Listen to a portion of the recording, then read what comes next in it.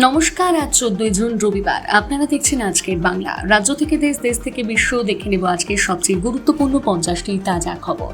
তার আগে আপনি যদি আমাদের চ্যানেলে নতুন হয়ে থাকেন অবশ্যই ভিডিওটি লাইক, কমেন্ট এবং চ্যানেলটিকে সাবস্ক্রাইব করে আমাদের পাশে থাকুন।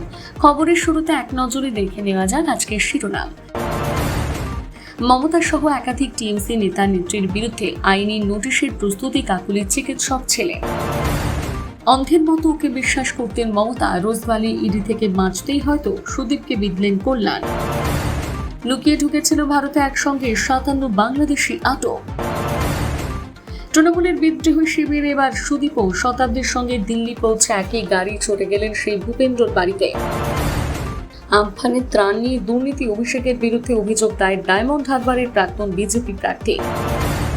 মমতার বাড়িতে বৈঠকের মাঝে বাগবিতণ্ড অভিষেক কুণালে। তর্কাতর্কি সামাল দিতে দলনেত্রী বললেন ঠান্ডা ঠান্ডা কুল কুল। বিদ্রোহী সাইনিকে সরিয়ে দিল তৃণমূল যুব সংগঠনের দায়িত্বে এবার মাদ্রাসাতেও জরায়ুমুখ ক্যান্সার প্রতিরোধী টিকা, নির্দেশিকা জারি স্বাস্থ্য দপ্তরের।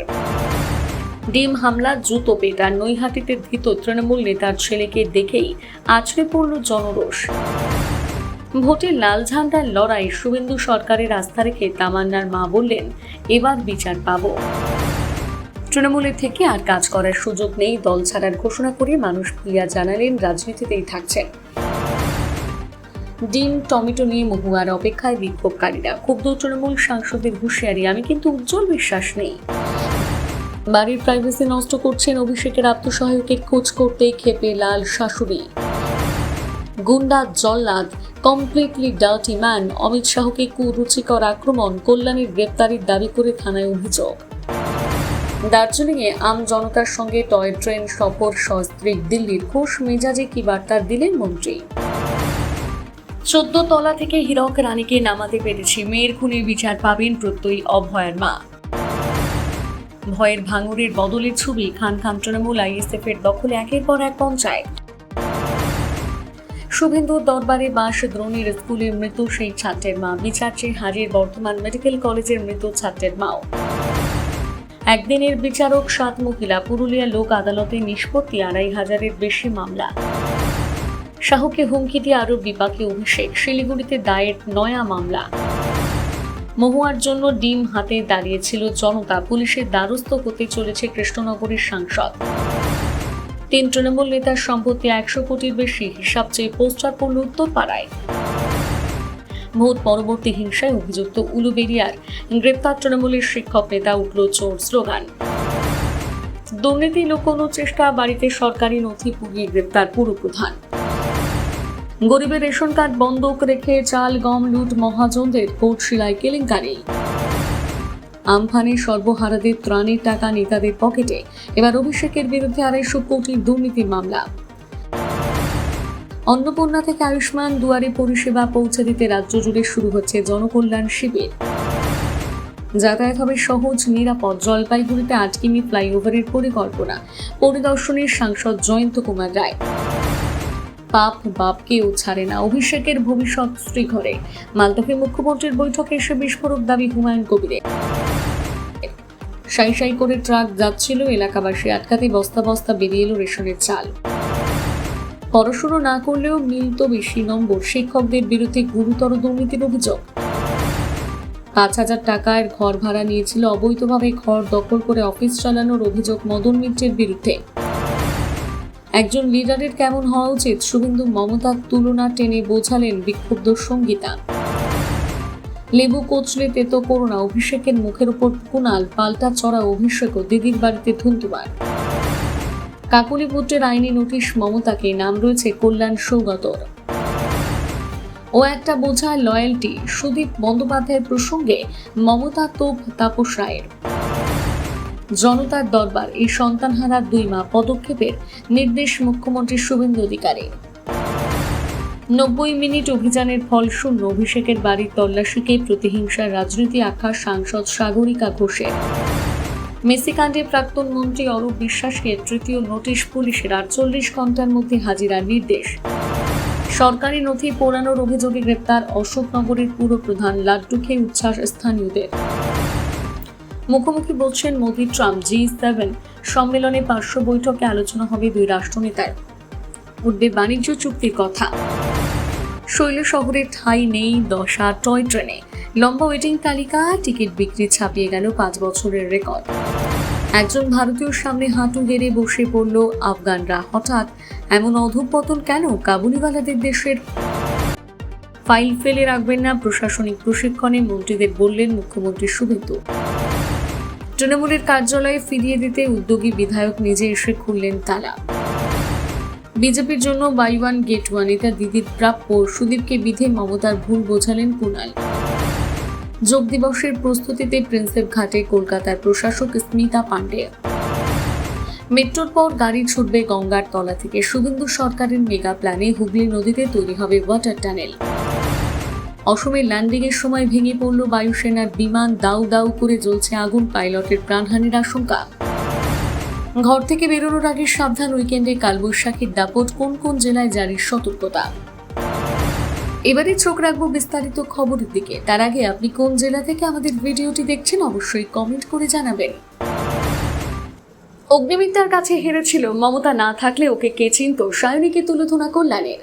একদিকে অভিষেকের প্রতি স্নেহ, অন্যদিকে সায়নীকে তীব্র আক্রমণ। তৃণমূল কংগ্রেসের সাংসদ কল্যাণ বন্দ্যোপাধ্যায়ের সাম্প্রতিক মন্তব্য ঘিরে ফের সরগরম রাজ্য রাজনীতি। একদিকে দলের সর্বভারতীয় সাধারণ সম্পাদক অভিষেক বন্দ্যোপাধ্যায়ের প্রতি নরম সুর, আর অন্যদিকে সদ্য দল ত্যাগী সায়নী ঘোষকে চাচা ছোলা ভাষায় আক্রমণ কল্যাণের। এই জোড়া অবস্থান তৃণমূলের অন্দরের বর্তমান সমীকরণে এক নতুন মাত্রা দিল। কিছুদিন আগে দলের নবীন প্রবীণ দ্বন্দ্বে কল্যাণের ভূমিকা নিয়ে কম চর্চা হয়নি, তবে এবার অভিষেক বন্দ্যোপাধ্যায়ের প্রতি সম্পূর্ণ নরম অবস্থান নিলেন তিনি।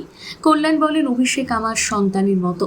ও যদি নিজের ভুল বুঝতে পেরে থাকে তাহলে আমার আর নতুন করে কিছু বলার নেই।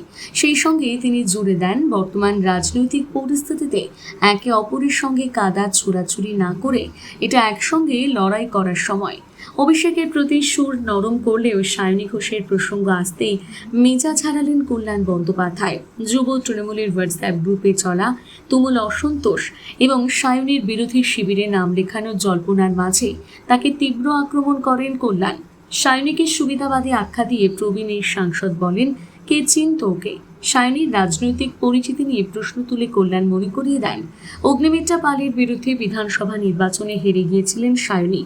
কল্যাণের স্পষ্ট দাবি, যাদবপুরের মতন হাই প্রোফাইল এবং কঠিন কেন্দ্র থেকে সায়নী যে আজ সাংসদ হতে পেরেছেন তা সম্পূর্ণ মমতা বন্দ্যোপাধ্যায়ের ক্যারিশমার কারণে। মমতা টিকিট না দিলে সায়নীকে কেউ চিনত না।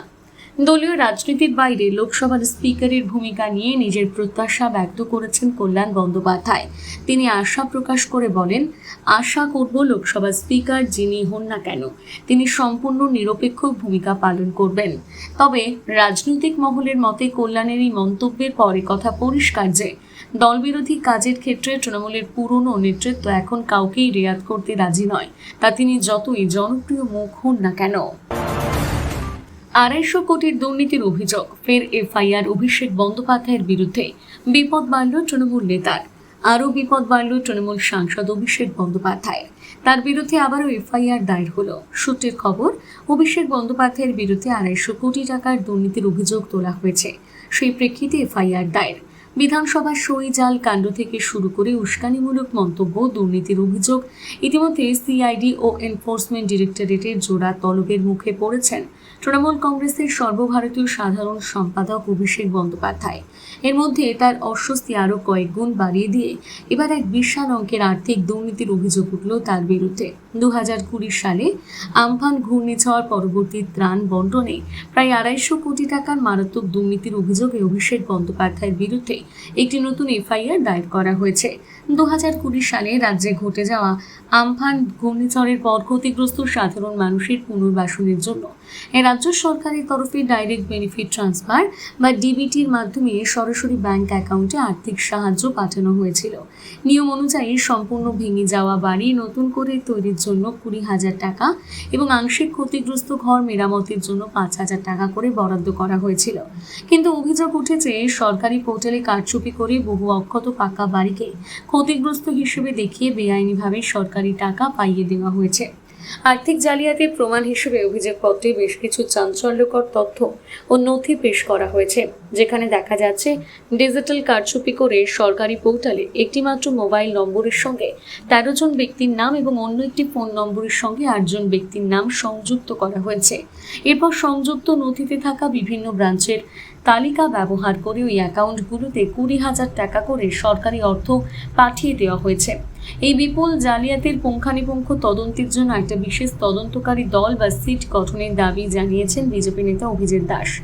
আমফান দুর্নীতির এই নতুন ধাক্কার পাশাপাশি অভিষেক বন্দ্যোপাধ্যায়ের উপর ঝুলছে আরও একটি পুরনো মামলার খাড়া। বিজেপি নেতার অভিযোগ, প্রায় 7.5 বছর আগে অভিষেক বন্দ্যোপাধ্যায়ের সরাসরি নির্দেশে তার উপর অত্যন্ত নৃশংস ও প্রাণঘাতী হামলা চালানো হয়েছিল। একদিকে কেন্দ্রীয় এজেন্সি ও সিআইডির তলব, অন্যদিকে একের পর এক জামিন অযোগ্য ধারা এফআইআর। সব মিলিয়ে বর্তমান রাজনৈতিক পরিস্থিতিতে চরম আইনি বেড়াজালে আটকে পড়েছে তৃণমূলের এই শীর্ষ নেতা। অমিত শাহের সঙ্গে 8 ঘন্টা বৈঠক, মমতাকে আরও বড় ধাক্কা দেবেন সুদীপ। বিজেপি নেতা ভূপেন্দ্র যাদবের পর কেন্দ্রীয় স্বরাষ্ট্রমন্ত্রী অমিত শাহের সঙ্গে দেখা করলেন তৃণমূল সাংসদ সুদীপ বন্দ্যোপাধ্যায়। এদিন দুপুরে দিল্লি গিয়ে লোকসভার বিক্ষুব্ধ তৃণমূল সাংসদের দলে যোগ দিয়েছেন কলকাতা উত্তরের প্রবীণ তৃণমূল সাংসদ মমতা বন্দ্যোপাধ্যায়ের অন্যতম ঘনিষ্ঠ হিসেবে পরিচিত সুদীপ বন্দ্যোপাধ্যায়। লোকসভার অধ্যক্ষকে লেখা তৃণমূলের বিক্ষুব্ধ সাংসদদের চিঠিতেই সই করেছেন বলে সূত্রের খবর। জানা গিয়েছে, বিজেপি নেতা ভূপেন্দ্র যাদবের বাড়ি থেকে বেরিয়ে কেন্দ্রীয় স্বরাষ্ট্রমন্ত্রী অমিত শাহের সঙ্গে দেখা করতে যান সুদীপ বন্দ্যোপাধ্যায়।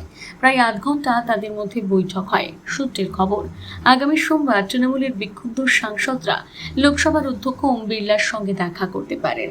তার আগে অমিত শাহের সঙ্গে বিক্ষুব্ধ শিবিরে যোগ দেওয়া সুদীপের বৈঠক নিঃসন্দেহে তাৎপর্যপূর্ণ। তবে এখনো সুদীপ বন্দ্যোপাধ্যায়ের কোনো প্রতিক্রিয়া পাওয়া যায়নি। ইতিমধ্যে তৃণমূলের লোকসভার 28 জন সাংসদের মধ্যে 19 জন বিক্ষুব্ধের তালিকায় নাম লিখিয়েছেন সেই দলের শর্মিলা সরকার, বাপি হালদারের মতো নবাগতরা যেমন আছেন, একইভাবে বিদ্রোহী ব্লকের নেতৃত্বে রয়েছেন কাকলি ঘোষ দস্তিদার, শতাব্দী রায়ের মতন তৃণমূলের পুরনো সাংসদ এবং মমতার একদা আস্থাভাজন নেতা নেত্রীরা।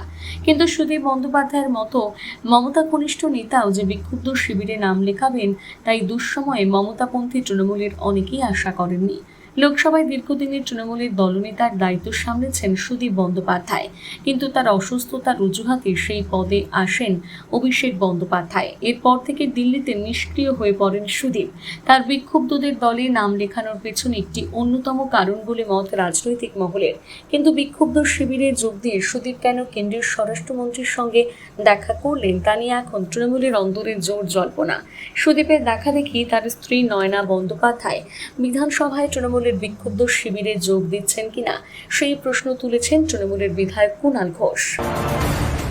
বাড়ির প্রাইভেসি নষ্ট করছেন অভিষেকের আত্মসহায়কের খোঁজ করতেই ক্ষেপে লাল শাশুড়ি। ভোটে প্রার্থী করার বিনিময়ে মোটা অঙ্কের তোলা আদায়, জমি দখল সহ একাধিক অভিযোগে এই মুহূর্তে পুলিশের স্ক্যানারে অভিষেক বন্দ্যোপাধ্যায়ের আত্মসহায়ক সুমিত রায়। শনিবার ভোর রাতে তার খোঁজে অভিষেকের কালীঘাটের বাড়িতে তল্লাশি চালিয়েছিল শালবনী থানার পুলিশ।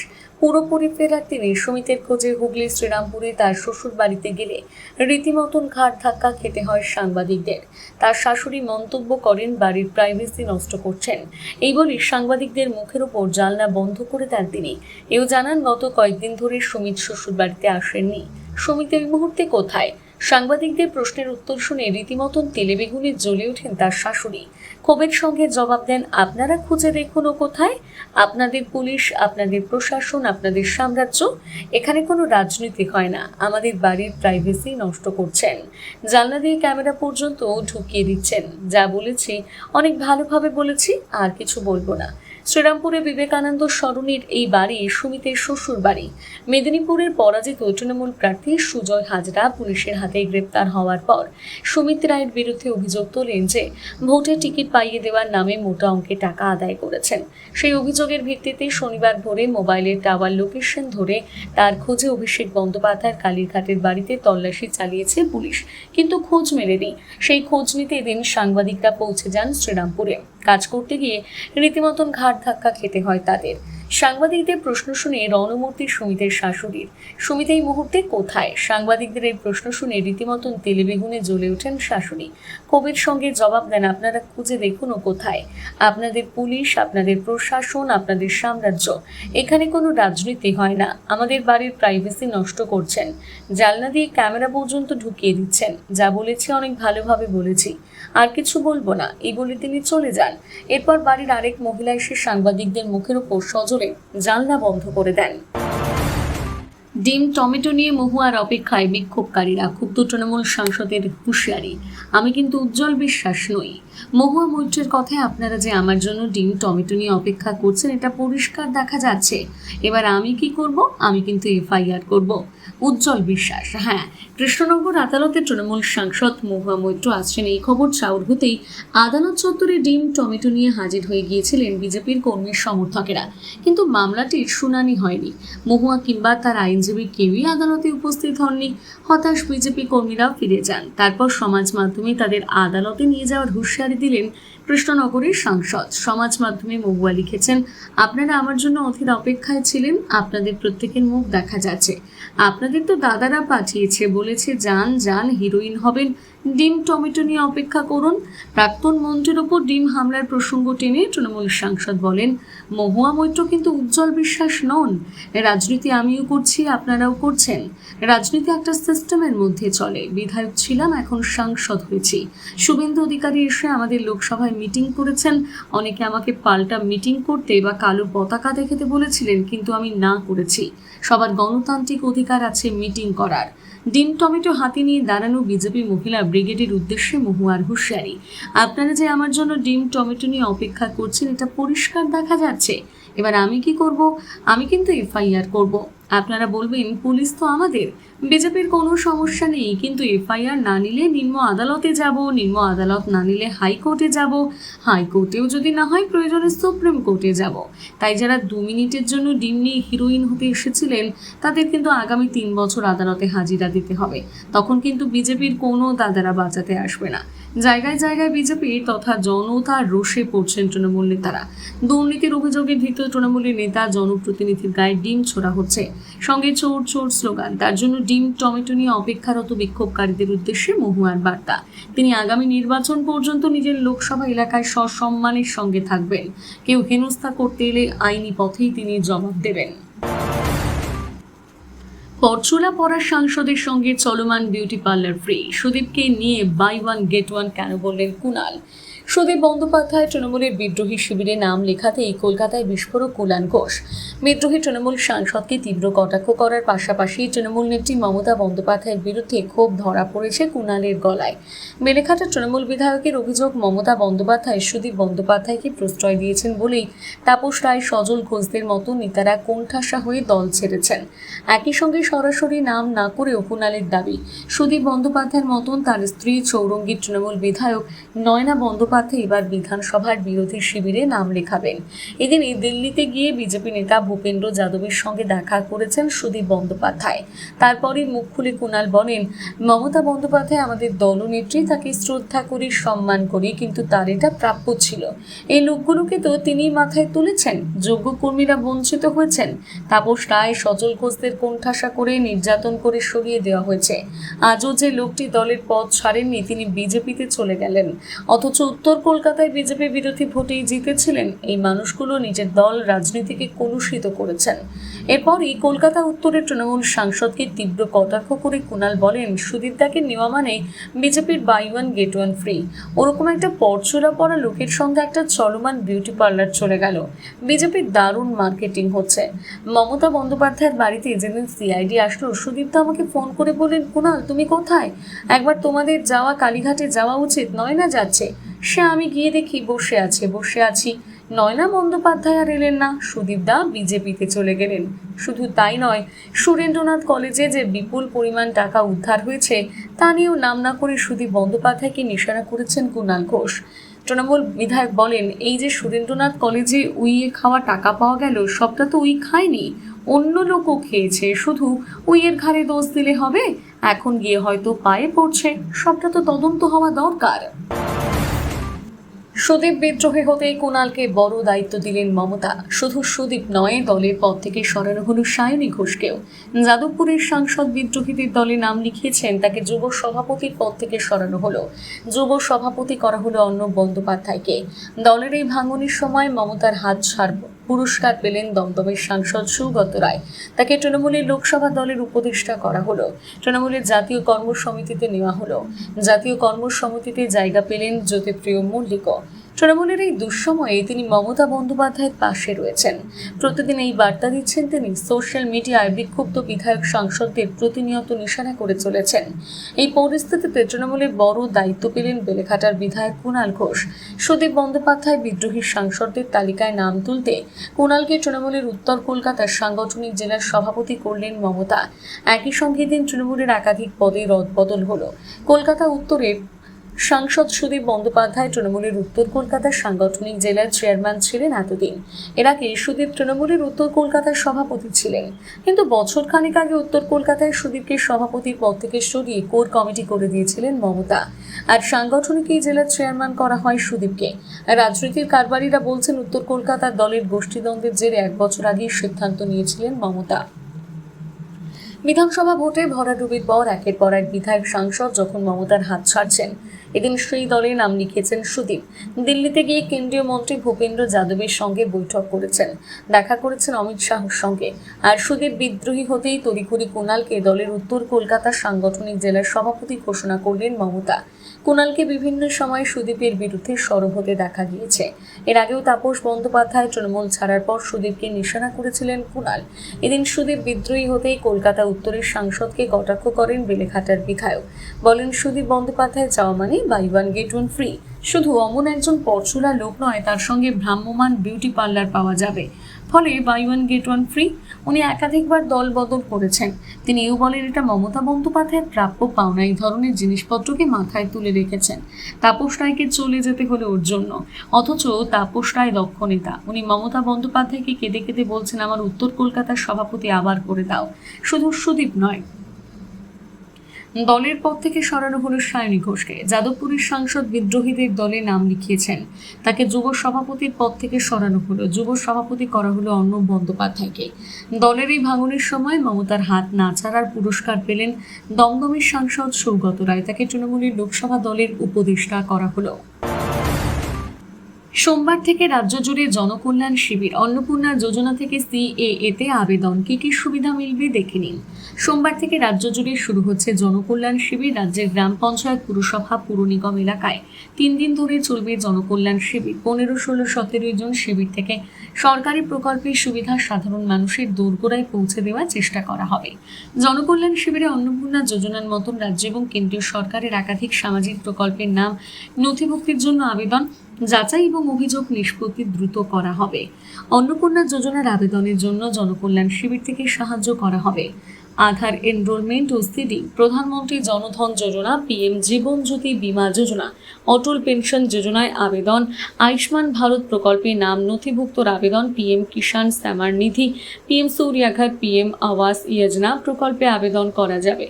কন্যাশ্রী, বেটি বাঁচাও বেটি পড়াও, সুকন্যা সমৃদ্ধি যোজনা, শিক্ষাশ্রী, মেধাশ্রী, তপশিলি বন্ধু, শ্রমিক কল্যাণ প্রকল্প সহ একাধিক পরিষেবা থাকবে।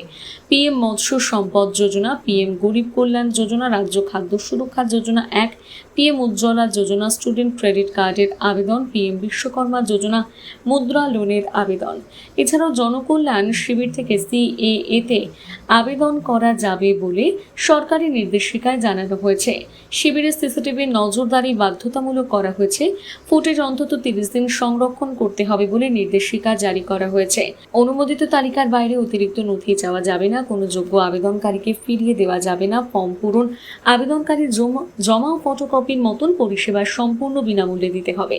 শিবিরে জমা পড়া প্রতিটি অভিযোগ অনলাইনে নথিভুক্ত হবে এবং অভিযোগকারীদের ইউনিক রেফারেন্স নম্বর দেওয়া হবে। জেলা শাসক শিবির পরিচালনায় সর্বোচ্চ দায়িত্ব থাকবেন। প্রতিটি জেলার জন্য পৃথক কন্ট্রোল রুম চালু থাকবে। রাজ্য স্তরে 13 জুন থেকে কন্ট্রোল রুম চালু হবে।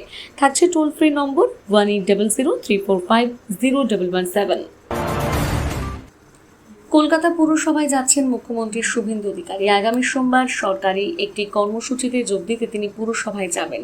মহানগর জুড়ে বিশেষ সাফাই অভিযান কর্মসূচির স্বচ্ছতাকে স্বাগত শীর্ষক অভিযান শুরু হতে চলেছে।